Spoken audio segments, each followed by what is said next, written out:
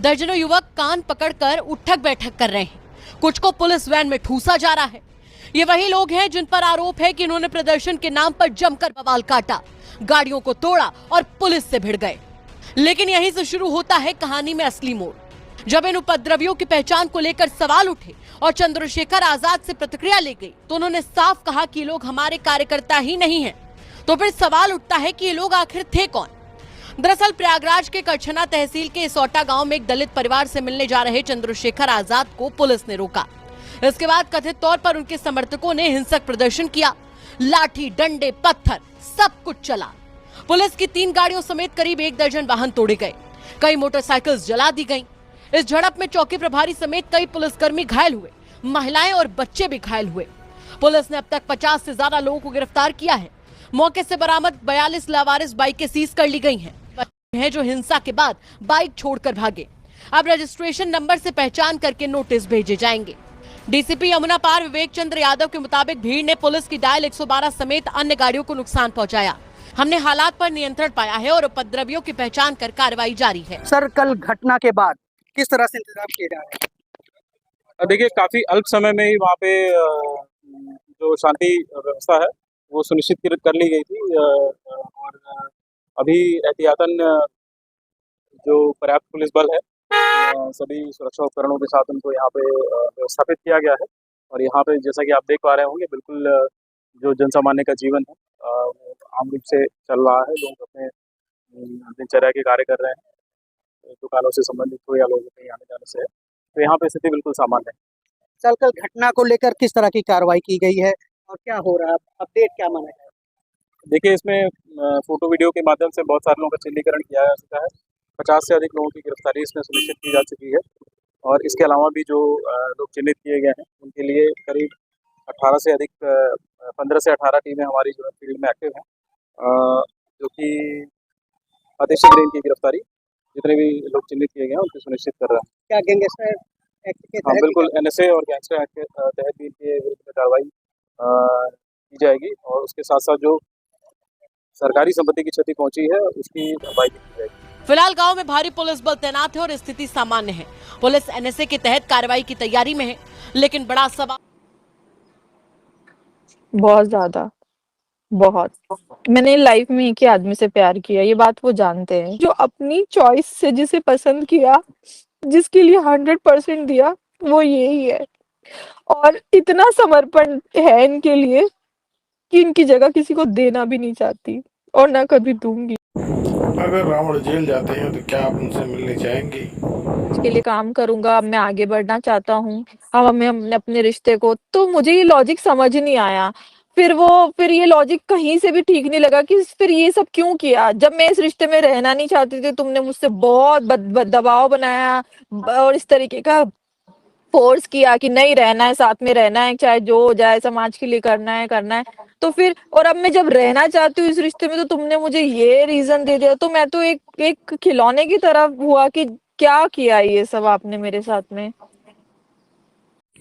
क्या कभी उनसे आपकी बातचीत इसके बाद हुई है? हमारी बात होती थी, कम होती थी, तो मैं नाराज ज्यादा रहती थी, तो मैं इनके फोन वोन भी नहीं उठाती थी। फिर ये फोन कभी करते थे, तो ऐसे भी सिर्फ झगड़े ही होने लगे थे। तो फिर मैंने स्टैंड लेने का सोचा कि मैं किसी के हाथ का खिलौना नहीं हूँ। पहली बात तो मैं अपने ऊपर ये चरित्र पे इतना बड़ा कलंक, सर मेरी इमेज अगर बचपन से देखोगे इंदौर में ना, मुझे एक आइडियल पर्सन की तरह देखते लोग, फॉलो करते हैं, लड़कियां फॉलो करती हैं कि एक स्लम एरिया से निकल के वहां तक गई। और आज एक चीज ने, जिसने मुझे खुशी भी नहीं दी, जिस व्यक्ति ने, जिसने मुझे कोई सम्मान नहीं दिया, उसने मेरी जिंदगी को इतनी बुरी तरह से इतना बड़ा दाग लगा दिया। तो क्रोध है मेरे अंदर, उस चीज को लेकर गुस्सा है कि आप अगर अम्बेडकरवाद की बात करते हो, तो अम्बेडकरवाद की पहली कड़ी ही महिला सम्मान है, महिला उत्पीड़न नहीं है। अगर आप महिला सम्मान की बात नहीं कर सकते, तो फिर आप अम्बेडकरवाद की बात कैसे कर सकते हो? क्या ये आपके आंदोलन के साथ बहुत बड़ा विरोधाभास नहीं है? ये गलत नहीं है? क्या बाबा साहब अम्बेडकर कभी चाहेंगे कि उनकी समाज की जो बेटी, जो गरीब परिवार से निकल के वहां तक गई, उसका किसी भी तरह की, वो किसी भी अन्याय का शिकार हो? क्या काशीराम साहब कभी करेंगे? तो आइडियोलॉजी से भी गलत है, इंसानियत रूप से भी गलत है, रिश्तों की रूप से भी गलत है। तो वो एक्सेप्टेंस उनके अंदर आनी चाहिए। मैं चाहती हूँ कि वो एक्सेप्ट करें कि जो किया वो गलत किया। अच्छा, अभी आपने आप क्या चंद्रशेखर को जो आपने अभी तक ट्वीट किया है वो गुस्से में आकर ट्वीट किया है, और ये क्या गुस्से का नतीजा है जो इस प्रकार से आप उनसे व्यवहार कर रही हैं? उस वक्त ट्वीट डिलीट करने के ना बहुत वजह थी। पहली वजह तो यही थी कि इन्होंने मनाया, फोन किया, इन्होंने समझाया कि इलेक्शन है सिर पे और मेरा करियर है, मत करो ये सब। उन्होंने मेरे घर पे भी बात की, कॉन्फ्रेंस कॉल किया, क्योंकि मैं तो यहाँ पर हूँ। तो मेरे मम्मी पापा, मैं, मेरी बहनें, ये हम सब एक कॉल पे थे। इन्होंने बोला कि देखो मैं फंस गया हूँ बहुत बुरी स्थिति में, मेरा इलेक्शन है और मैं जानता हूँ रोहिणी को हर्ट हुआ है और मैं इससे शादी भी करना चाहता हूँ। और वो आज भी ये चीज बोलते हैं कि इसकी लड़ाई जायज है, कोई भी लड़की लड़ेगी। वो ये आज भी बोलते हैं, सबको बोलते हैं कि वो लड़ रही है, वो सही लड़ रही है, क्योंकि उसने एक वक्त में मेरा इतना साथ दिया। लेकिन वो बस वही एक्सक्यूज है कि समाज का आंदोलन, लोग क्या बोलेंगे, ये सब चीजें। तो इस पे बात हुई। फिर दूसरी चीज, उस वक्त मेरी पीएचडी की थीसिस मेरे सिर पे थी। मैं इतनी बड़ी स्कॉलरशिप लेकर इतनी मेहनत से यहाँ पर आई, मैं उसको डिस्ट्रॉय नहीं करना चाहती थी। मैं फेल होकर वापस नहीं आना चाहती थी। अगर कोई बच्चा फेल होकर वापस जाता है तो स्कॉलरशिप की डबल रिकवरी होती है, ये लॉ है, रूल है ये। तो वो प्रेशर, तो फिर मैंने उस लड़ाई को वहीं शांत किया। फिर ये भी नॉर्मल हुआ है, फिर इन्होंने वही सब रोज फोन करना। फिर इलेक्शन के टाइम पर हम लोग नगीना के इलेक्शन के टाइम पर सपोर्टिव रहे, साथ रहे, बात करते रहे। मैं इनकी, फिर इन्होंने मुझसे कहा कि अब मुझे मेरा इमेज क्रिएट करने के लिए तुम मेरे ना फेवर में ट्वीट्स करो। और इन्होंने तो मुझसे ये भी कहा कि तुम सार्वजनिक रूप से मुझसे माफी मांगो, जिससे वाल्मीकि समाज का मुझ पर से गुस्सा खत्म हो। पर मैंने बोला मैं ऐसा नहीं करूंगी। रोहिणी जी, हमारा आपसे अभी एक सवाल है। क्या आप आजाद रावण से प्रेम करती हैं? बहुत ज्यादा, बहुत। मैंने लाइफ में एक ही आदमी से प्यार किया, ये बात वो जानते हैं। एक रिश्ता मेरा किया था 2016 में मेरे मम्मी पापा ने। वो रिश्ता मम्मी पापा ने किया था तो एक्सेप्ट कर लिया कि पढ़ रही थी एमबीए में। लेकिन जो अपनी चॉइस से जिसे पसंद किया, जिसके लिए 100% दिया, वो यही है। और इतना समर्पण है इनके लिए कि इनकी जगह किसी को देना भी नहीं चाहती और ना कभी दूंगी। ये बात भी घर पे बोल चुकी हूँ। तकलीफ है कि इतना 100% देने के बाद भी कोई व्यक्ति आपको खिलौने की तरह छोड़ के फेंक देता है, आपके आत्मसम्मान को चोट पहुंचाता है, आपको सार्वजनिक रूप से जलील होने के लिए छोड़ देता है। लोग मुझे चरित्रहीन बोलते हैं। अगर चरित्रहीन होती तो 5 साल में स्विट्जरलैंड में बहुत कुछ करती। क्यों इस व्यक्ति के साथ संघर्ष करती? क्या कभी उन्होंने आज तक बात को सुलझाने की कोशिश की है, या कभी आपको कन्विंस किया है? न्याय की लड़ाई है, अन्याय है ये जो किया है उन्होंने किसी। लेकिन उनको रियलाइज होना चाहिए कि इट वाज मिस्टेक। मेरे मेरे घर में अगर मेरा भाई गलत करेगा तो क्या मैं उस भाई का सपोर्ट करूंगी? नहीं, मैं चाहूंगी उसको सजा मिले। उसको रियलाइज होना चाहिए। चंद्रशेखर को पेन का मतलब नहीं पता। चंद्रशेखर को ना रिलेशनशिप में कमिटमेंट का मतलब नहीं पता, ऑनेस्टी लॉयल्टी का मतलब नहीं पता। उन्हें ही मतलब समझाना होगा। उन्हें पता होना चाहिए कि जब आप गलत करते हो तो उसकी पनिशमेंट मिलती है। अगर आपको आपकी किस्मत से या आपको किसी तरह से सक्सेस मिल रही है, इट डजंट मीन कि आपको इस बात का गुरूर होना चाहिए। नहीं, गुरूर सबका टूटता है। आपको लोगों के की फीलिंग्स का, लोगों के समर्पण का मत पहचान होनी चाहिए। मुझे लगता है कि बहुजन आंदोलन में व्यक्ति को बहुत ईमानदार होना जरूरी है, तब जाकर इसको सफल बनाया जा सकता है। ऐसे नहीं कि अपने आप को आपकी सीढ़ी बन रहे हैं जो लोग आपको आगे पहुंचा रहे हो, उन सबके साथ विश्वासघात करो। अच्छा। लेकिन जो उन्होंने किया वो भी तो सही नहीं था ना। उन्होंने जो अच्छा, मेरा मान के सार्वजनिक चलिए कि अपमान आपने जो कराया है, आपके नहीं पता इसका जवाब क्या देना है। तो फिर यहाँ पर समझ आप नहीं है। कंफ्यूज हो। मैं नुकसान भी नहीं चाहती हूँ, मैं चाहती हूँ रियलाइजेशन। बस रियलाइजेशन इम्पोर्टेंट है। तो अगर चंद्रशेखर आपसे माफ़ी मांग लें तो क्या ये मामला यहीं पर समाप्त हो सकता है? न्याय तो यही कहता है कि अगर वो माफ़ी मांगे तो मामले को यहीं समाप्त कर देना चाहिए। क्या ऐसा आप कर सकती हैं, मामले को समाप्त कर सकती हैं? फिर आप ये भी बताएं, इसका अंजाम क्या होगा? अगर आपने माफ़ी नहीं की दिया या उन्होंने माफ़ी नहीं मांगा तो इसका अंजाम क्या होगा? इस लड़ाई अंजाम का मैंने कहा ना, रियलाइजेशन। आज ही मुझे एक पत्रकार का फोन आया। उन्होंने कहा कि रोहिणी, उन्होंने मुझे बहुत चीजें बताई, समझाई। बिहार के ही पत्रकार हैं आपके। उन्होंने मुझे बताया कि रोहिणी, तुमने उस इंसान को ना अब इंसान बना दिया। अब उसको ना, उसके उसके जो गुरूर को है ना, वो किसी को नहीं समझ रहा था। उसको अब तुम उस लेवल पर ले आई हो कि अब वो फूक-फूक पे कदम रखेगा। तो मुझे लगा ठीक है, अगर मेरी लड़ाई से अगर ऐसा है, तो ये भी सही है। उनको समझ तो आए, मैं तो चाहती हूँ कि वो 2-3 साल के लिए जेल जाएँ। उनको ना समझ में आए कि आंदोलन क्या है, लोगों का 3 समर्पण साल के क्या लिए है। आपके कहने के मुताबिक अगर वो जेल जाते हैं तो लगभग कैरियर मिलाकर 10 साल उनका बर्बाद होता है। इस दौरान तो उनकी पूरी राजनीति ख़त्म हो जाएगी। तो क्या आप चाहती हैं कि उनकी राजनीति ख़त्म हो जाए और वो जेल जाएं? ये सजा आप कोई देना बात चाहती हैं? कोई बात नहीं, दूसरों को बनाएँगे। काशीराम साहब ने भी तो दूसरों को बनाया था। ज़रूरी थोड़ी है कि नायक को खुद ही बनना ज़रूरी है। कई बार हमको किंग मेकर बनकर दूसरों को बनाएँगे। पता नहीं आप कैसे सवाल कर रहे हो। मुझे लगता है ये सारे सवाल बहुत ज़्यादा टफ है, इसके आंसर्स को देना। अच्छा, रावण जेल चला गया तो रोहिणी मिलने जाएगी? पता नहीं हुँ? कैसे सवाल कर रहे हो आप? तो आप मेरे पास रावण को इनके जेल जवाब भेज कहा कि रोहिणी तुम्हारे इस केस की वजह से बहुत बड़ा नुकसान हुआ है चंद्रशेखर को हुआ? राजनीतिक रूप से। वो अब कभी मुख्यमंत्री या प्रधानमंत्री का सपना नहीं देख सकते। वो सांसद रहे ना रहे ये, तो फिर मुझे बहुत हर्ट हुआ जब जैसे ये चीज़ बोली। तो मैंने बोला क्या ऐसे सच में है? तो मैंने बोला फिर इसका सॉल्यूशन क्या है? अगर वो हुँ। इतना बड़ा सपना उनका, तो उन्होंने मुझे कहा कि अब अगर वो तुम्हें सार्वजनिक रूप से एक्सेप्ट करके शादी कर ले, तो वो सॉल्व हो जाएगी, तब उनकी राजनीति बच सकती है। तब उन्होंने मुझे ये गाइड किया कि ये है, क्योंकि देखो कोई भी लड़की इतना बड़ा नुकसान नहीं चाहेगी। जब लोगों ने कहा ना कि उनकी सदस्यता जाएगी, मैं वहाँ भी टूट गई कि ये दिन बहुत कठिन होगा मेरे लिए भी कि ऐसा हो उनके साथ में। लेकिन समझ नहीं पा रही हूँ कि यहाँ पर मैं अपने आत्मसम्मान की लड़ाई लड़ूं या उस इंसान को बचाऊं। समाज समाधान चाहता है, मैं सुधार चाहती हूँ। मैं सुधार चाहती हूँ, मैं चाहती हूँ चंद्रशेखर में सुधार आए बस, और कुछ भी नहीं। मैं उनकी दुश्मन नहीं हूँ। मैं चाहती हूँ कि उनको चीज़ों में गंभीरता, और वो बहुत यंग है अभी, ऐसा नहीं है, बहुत लंबा सफ़र है उनका पॉलिटिकल भी। और अभी अगर उनके अंदर बहुत सारी चीज़ों में चेंजेस आए, तो शायद वो बहुत अच्छे से आंदोलन को चला सकते हैं। मतलब ये समझ क्या इसका यही सलूशन है कि चंद्रशेखर से आपकी शादी हो? अगर कभी कोर्ट में आप जाती हैं और कोर्ट आपसे पूछती है कि आप क्या चंद्रशेखर से शादी करना चाहती हैं या उनके साथ रहना चाहती हैं, तो आपका क्या जवाब होगा? मैं आज की स्थिति में तो क्या चाहती हूँ, मैं ये बोल ही नहीं सकती कि क्या चाहती हूँ, क्योंकि अभी मुझ पे ना इतना परेशान कर दिया इन लोगों ने। मेरी ये अग्नि परीक्षा मांगी। मैं तो कभी कोर्ट केस भी नहीं करना चाहती थी। मैं तो सोचती थी कि सोशली लोगों को गुस्सा था कि मैं बस ये बोलती थी, क्योंकि इनको ऐसा लगता था कि ये कुर्बानी ना का सम्मान होगा। मतलब वो मुझे एक चीज बोलते थे अभी कि इंसान ना अपनी सबसे कीमती चीज कुर्बान करता है आंदोलन के लिए, और मैंने तुम्हें किया है। तो मैं बोलती हूँ कि मैं कुर्बानी का बकरा क्यों बनी? मैं क्यों बना, मुझे क्यों बनाया? मेरे मेरे उसका क्या? ये सब अच्छा चीजें तो अजीब-अजीब सी बातें हैं।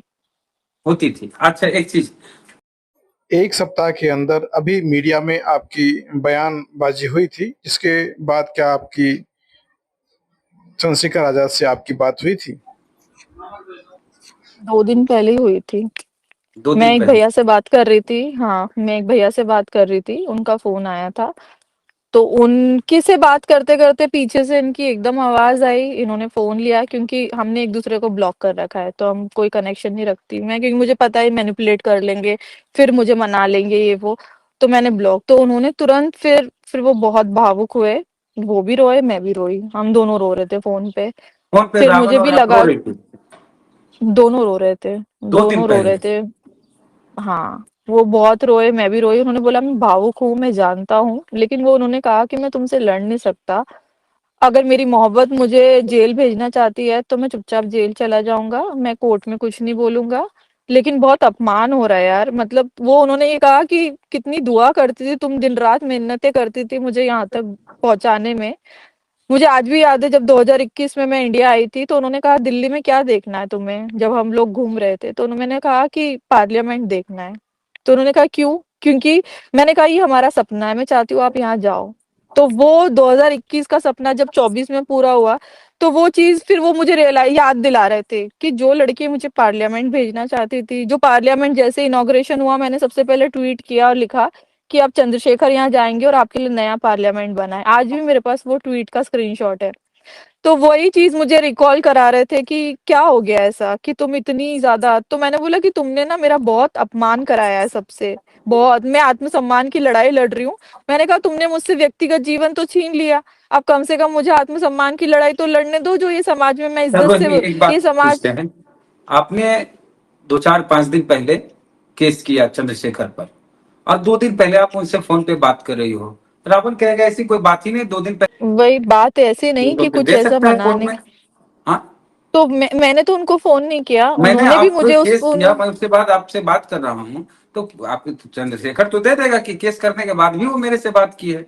अगर मैं गलत होता तो क्यों बात होती हमारी, इतनी देर बात हुई है। एक आरोप आप पर यह है कि मामला सब सॉल्व हो गया था, शायद चंद्रशेखर और आपके बीच इस तरह की बात हुई थी कि मैं अपनी जिंदगी अलग जीने जा रही हूँ, मेरी शादी लग चुकी है, मैं शादी करने जा रही हूँ या मेरी शादी होने वाली है, अब हम एक दूसरे से अलग हो गए, इस तरह की कोई बातचीत हुई जिसमें आपके माता पिता भी इन्वॉल्व थे, मतलब उनकी सहमति थी कि दोनों के नहीं, रास्ते अब अलग अलग हो रहे हैं, नहीं ऐसा ऐसा कुछ है? कभी कुछ नहीं हुआ। नहीं, नहीं हुआ। ऐसे मेरा कोई रिश्ता नहीं हुआ, कभी मेरे घरवालों ने कोई लड़का नहीं देखा। उनको पता हम्म, है कि शादी ही नहीं करना चाहती हूँ, तो कहाँ से रिश्ता और रास्ते अलग हो गए। अभी इटली अच्छा, आए थे जब तो हम मिले थे। विदेश में रावण से मुलाकात हुई आपकी, दूसरे देशों में? हाँ, वो आए थे, हम बात किए, हमने मिली वहाँ पर ही, तो वहीं से तो ज़्यादा चीज़ें मुझे ट्रिगर कर गई, क्योंकि उन्होंने यहाँ पर आकर जब हम बात कर रहे थे तो उन्होंने इस पे क्लियर किया कि वो बोल रहे थे कि यार ये शादी ना एक्सेप्ट नहीं करेंगे लोग। वो बोल रहे थे पता नहीं क्या लॉजिक दे रहे थे मुझे कि जाटव कम्युनिटी के लोग विरोध करेंगे, बहिष्कार करेंगे। हम उस समाज से नहीं आते जहाँ पर प्यार का नहीं, ऐसा सम्मान नहीं, हो। रामविलास पासवान तो किए, उनकी पहली पत्नी जो थी अभी भी है, पासवान समाज से हैं। दूसरी शादी किससे किए वो जाति हम लोग को पता नहीं है, तो वैसा तो कुछ नहीं हो, रामविलास जी बड़े नेता बने। अब पता नहीं, वही तो पहले तो इन्हीं के एग्जाम्पल दे देकर उन्होंने रिश्ता बनाया, रिश्ते पे आए, और अब बाद में ये बोलने लगे कि नहीं अब नहीं। उनको अब उनकी छवि के ऊपर क्या दाग से डरने लग गए थे कि अब तो वही सक्सेस मिल गई है, सांसद बन गया हूँ, तो अब ऐसा कुछ नहीं कदम उठे या फिर ऐसा ना करूँ, तो बचने लगे थे। लेकिन उनको ये चीज फील हो रही थी कि लड़की के साथ तो मैंने गलत किया है, मतलब ये जो मेरी उनको इतनी एहसास है साथी। गलत करने का। वो मुझे बोलते हैं कि तुम मेरी सोलमेट हो, तुमसे ज़्यादा महाशक्ति मेरे जीवन में कोई हो ही नहीं सकती। जो तुमने मुझे जिस तरीके से जिस लेवल से लेकर यहाँ तक लाने में जो मेहनत की है, वो जानते हैं कि इंसानी तौर पे जब वो चुनाव हारे थे, वो तो चुनाव लड़ना भी नहीं चाहते थे नगीना से। ये चीज़ तो मैं पीछे लगी हुई थी कि नहीं नहीं एक मौका देना चाहिए। वो बोलते नहीं फिर जमानत जब्त होगी, कुछ होगा, ये होगा। ये 2 साल पहले की बात बता रही हूँ, जब हाँ हाँ, योगी जी के। हाँ, तो लोकसभा मैंने कहा चुनाव। था कि क्यों नहीं ट्राई कर सकते, हम कोशिश कर सकते हैं एक बार, क्या हो गया। तो फिर हमने जिद कर करके सीट फाइनल की, फिर उसके बाद में फिर हम लोगों ने ये तैयारी शुरू की। फिर स्टार्टिंग में तो ध्यान ही नहीं देते थे, मैं पूछती थी कि क्यों नहीं जाते हो नगीना, वहां पर टाइम दो, सब जगह ध्यान देते हो, वहां क्यों नहीं जा रहे हो। तो ये चीजें चलती रहती थी, बस ये हुआ।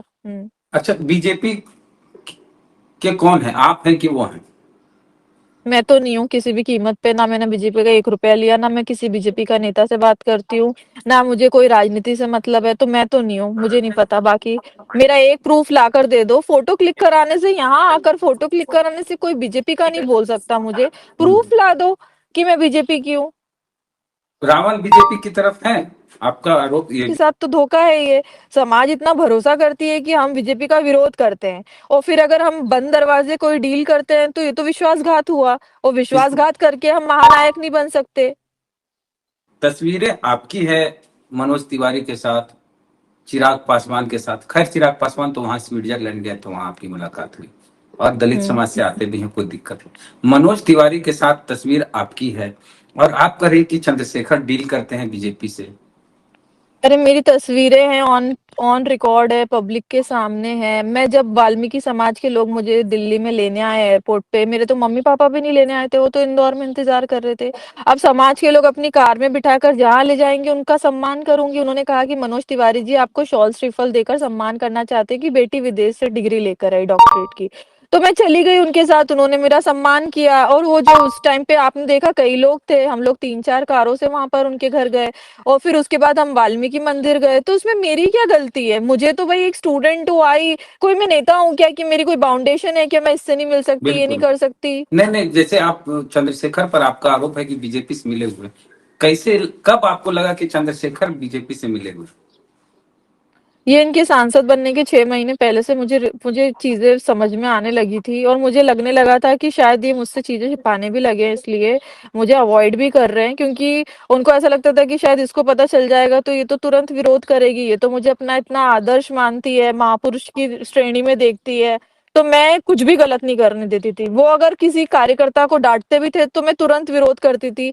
उनके कई प्रदेश अध्यक्षों ने अपने इस्तीफे लिख के रखे थे कि हम दे रहे हैं, पर मैं रोकती थी कि नहीं नहीं, हमें बात करनी है। रात में उनको प्रॉपर समझाऊंगी तो सुबह वो उस प्रदेश अध्यक्ष को फोन करके मनाएंगे, क्योंकि मैं पार्टी संगठन टूटने नहीं देना चाहती थी।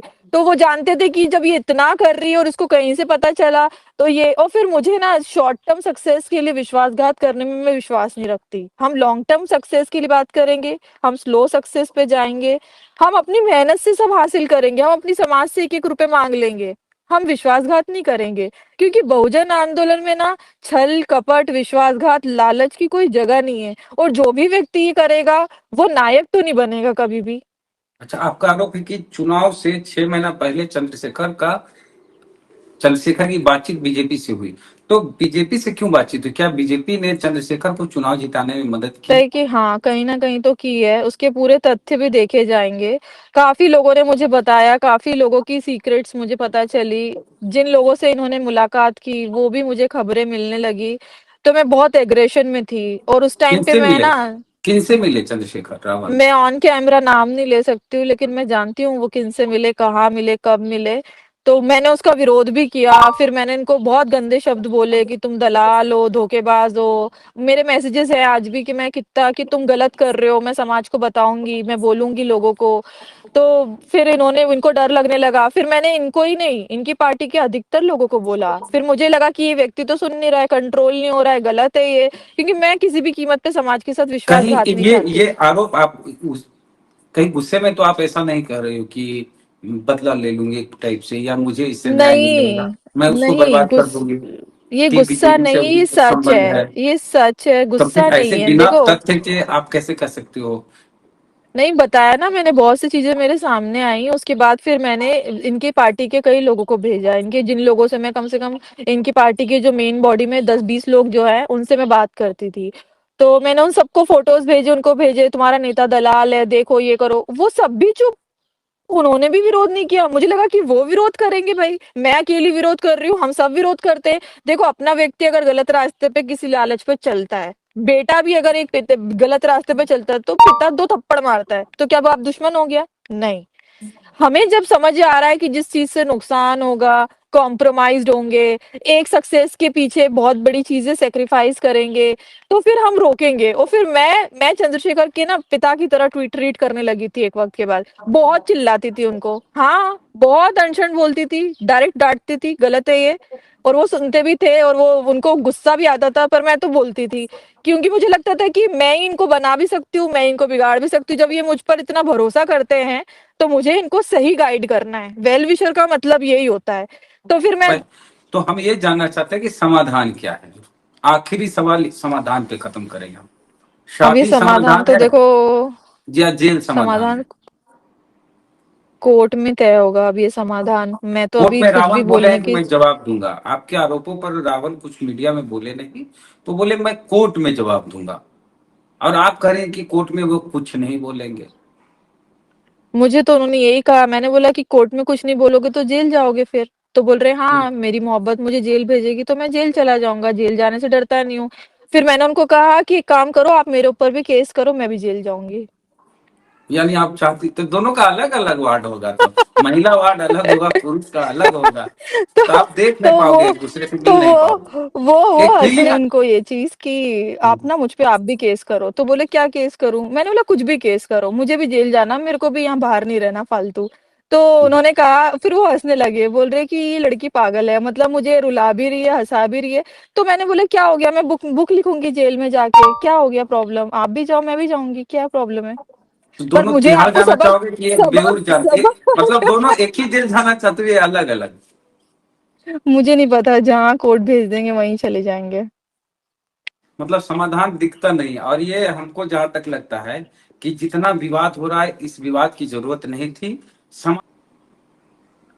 मैं नहीं जानती ये सब कि ये सब चीज़ों का सॉल्यूशन क्या है, लेकिन बस मैं इतना ज़रूर कहूँगी कि मुझ पर जो 100% एलिगेशन लगा है ना, ये हटे। ना मैंने नहीं नहीं, बीजेपी से कोई आरोप तो बात आप पर भी की। लोग लगाते हैं कि ये बीजेपी से मिली हुई है, और चंद्रशेखर जो दलितों बहुजनों का नेता बन रहा है, उभर रहा है, उसको बर्बाद करना चाहती हैं, बदनाम करना चाहती हैं, इसलिए। प्रूफ तो तो हम दे देखिए, दो। आज तक जो रोहिणी आपके इंटरव्यू जितने भी आ रहे थे और आए चैनल पर, एकदम फॉर्मल इंटरव्यू था, एकदम एक पत्रकार के रूप में, एक आप पीड़ित के रूप में बातचीत कर रहे थे, लेकिन हम एक दोस्त के तौर पे बात कर रहे हैं कि क्या समाधान है।